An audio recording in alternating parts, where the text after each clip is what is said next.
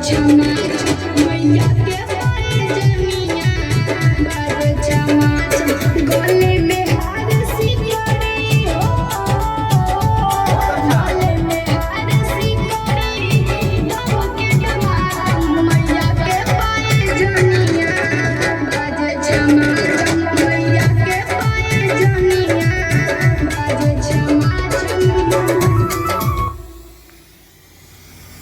Hello mic बोलो। बड़ा अच्छा गा रहे हो बाबू। इससे पहले कहीं गाना गए हो? नहीं गए हो? कहाँ से हो तुम? बोनिया सुल्तान। कहाँ से? बोनिया सुल्तान। अच्छा, जिला का नाम है?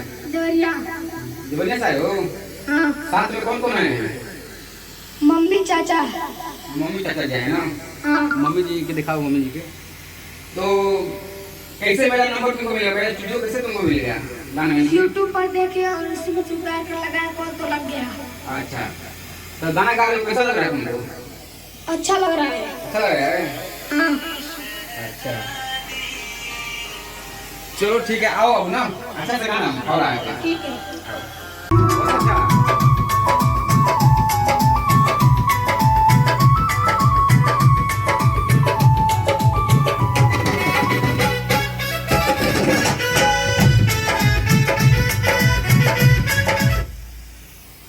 अंतरा कैसे वो पहला अंतरा क्या है? हाँ। कैसे? गुटीदार लाल नहीं यहाँ पे।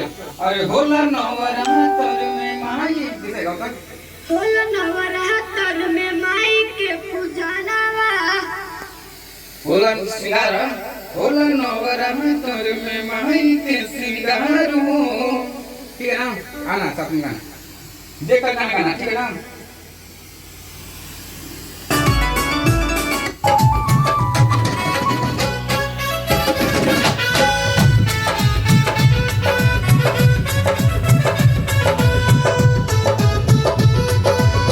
होला नवरात्र में माई के श्रृंगार हो माथे पाटी के सोबे बिंदिया लीलार हो। बहुत अच्छा।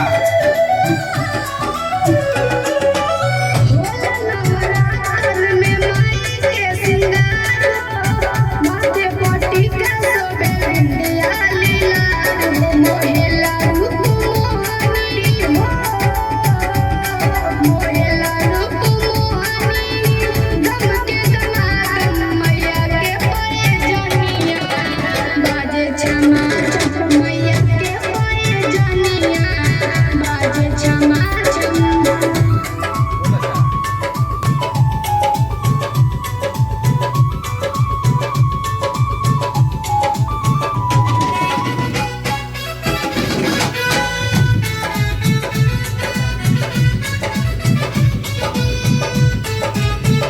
माई के नीक लगे बगवा सवारी सोबेला हवा में बड़की कटारी।